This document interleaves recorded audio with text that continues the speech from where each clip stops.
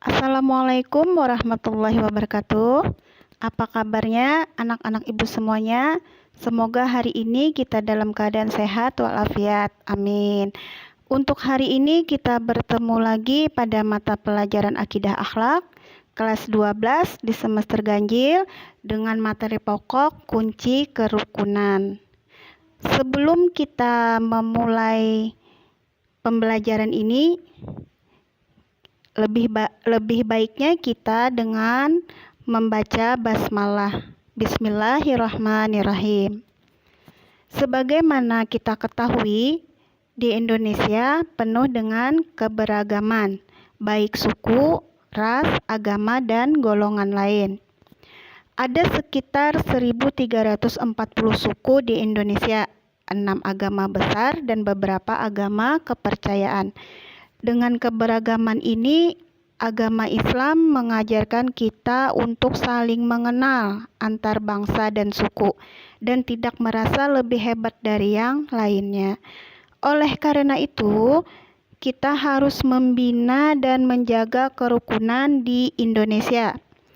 Dalam menjaga dan membina kerukunan, dalam agama Islam mengajarkan kita untuk bersikap toleransi kepada orang lain maupun golongan lain. Dalam pertemuan kali ini kita akan membahas materi yang ada di bab 2 yang berjudul atau materi pokok kunci kerukunan. Dalam bab 2 ini dibahas beberapa submateri, yaitu ada 4 submateri. Yang pertama, toleransi atau tasamuh. Yang kedua ada persamaan derajat atau musawah. Yang ketiga, moderat atau tawasud. Yang keempat, saling bersaudara atau ukhuwah. Tetapi untuk hari ini kita hanya membahas submateri yang bagian A, yaitu toleransi atau tasamuh.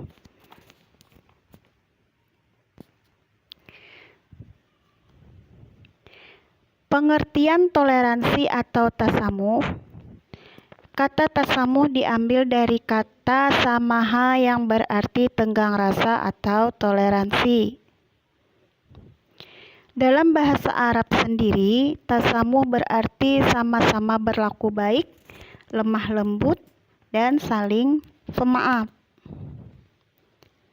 Secara istilah, tasamuh adalah sikap akhlak terpuji dalam pergaulan, di mana terdapat rasa saling menghargai antara sesama manusia dalam batas-batas yang digariskan oleh agama Islam. Jadi maksud dari tasamuh ialah bersikap menerima dan damai terhadap keadaan yang kita hadapi. Misalnya toleransi dalam agama ialah dengan sikap saling menghormati hak dan kewajiban antar agama. Kemudian bagaimana toleransi dalam agama Islam?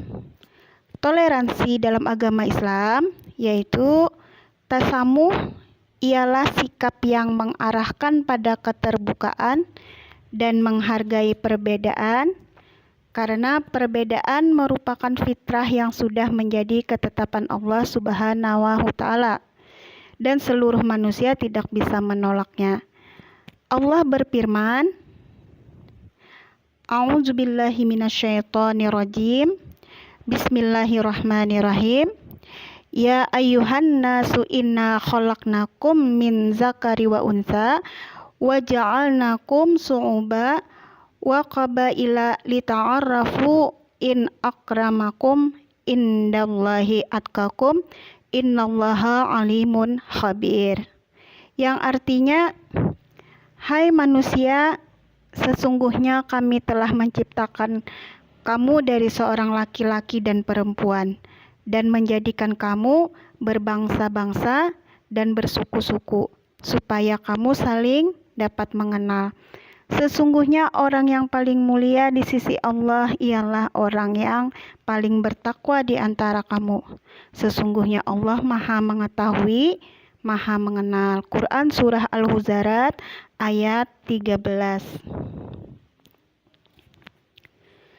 Di dalam toleransi di dalam agama Islam, yaitu Allah melarang penganutnya mencela Tuhan-Tuhan dalam agama manapun.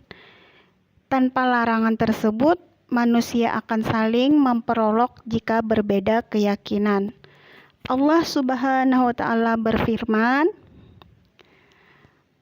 A'udzubillahi minasyaitonirrajim. Bismillahirrahmanirrahim. Wala tasubbul ladzina yad'una minad dunillah fayasubbullaha adwa bighairi ilmun. Kadzalika rabbuna likulli ummatin amalahum summa ila rabbihim marji'uhum fayantabi'uhum bima kanu ya'malun.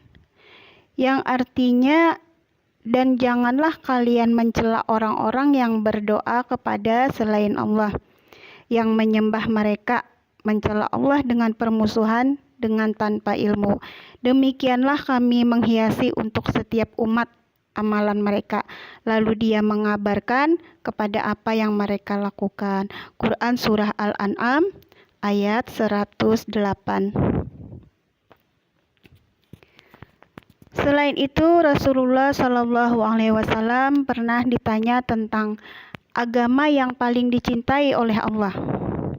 Maka beliau menjawab, Al-Hanafiyah As-Samhah, yaitu agama yang lurus, yang penuh toleransi. Itulah agama Islam. Toleransi dalam agama Islam menurut Syekh Yusuf Qaradawi menjelaskan adanya 4 faktor yang mendorong sikap tasamuh, yaitu yang pertama, keyakinan bahwa manusia itu makhluk mulia. Yang kedua, perbedaan di dunia ialah realitas yang dikehendaki Allah.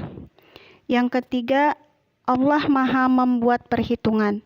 Jadi tiada kuasa mutlak manusia untuk mengadili kekafiran atau kesesatan terhadap seseorang.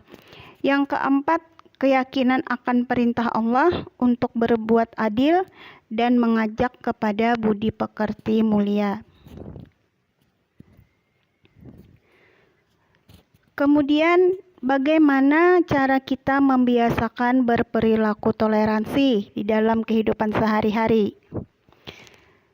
Membiasakan berperilaku toleransi dalam kehidupan sehari-hari, kita bisa mengambil contoh dari perilaku Rasulullah dan para sahabat pada zaman dahulu.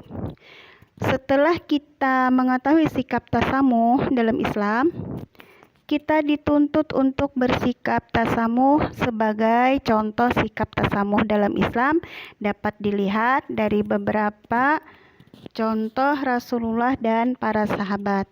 Contoh pertama, di kota Madinah, Rasulullah Shallallahu Alaihi Wasallam tidak sungkan-sungkan berdampingan dengan pribumi Yahudi maupun Nasrani.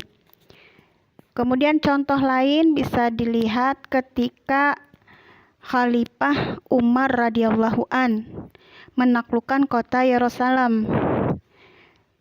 Beliau tidak merusak tempat-tempat ibadah warga non-muslim dan pemeluknya, tetapi diberikan kebebasan mutlak menjalankan ritual agamanya, walaupun kota Yerusalem sudah ditaklukkan oleh Khalifah Umar radhiyallahu an. Contoh lain ketika Rasulullah memberi makan seorang yang beragama Yahudi, seorang yang buta dan miskin, tetapi berkeyakinan atau beragama Yahudi. Contoh lain lagi ketika ada jenazah seorang Yahudi melintas di sebelah Rasulullah Shallallahu Alaihi Wasallam, dan ketika itu Rasulullah sedang bersama dengan para sahabat. Rasulullah Shallallahu Alaihi Wasallam berhenti dan berdiri ketika jenazah itu melintas di sebelahnya. Kemudian seorang sahabat berkata, "Kenapa engkau berhenti ya Rasulullah? Padahal itu adalah jenazah orang Yahudi." Kemudian Rasulullah SAW bersabda, "Bukankah dia juga manusia?" Dari sikap-sikap yang dicerminkan oleh Rasulullah dan sahabat tadi, kita dapat mengambil teladan untuk berperilaku atau bersikap toleransi dalam kehidupan sehari-hari.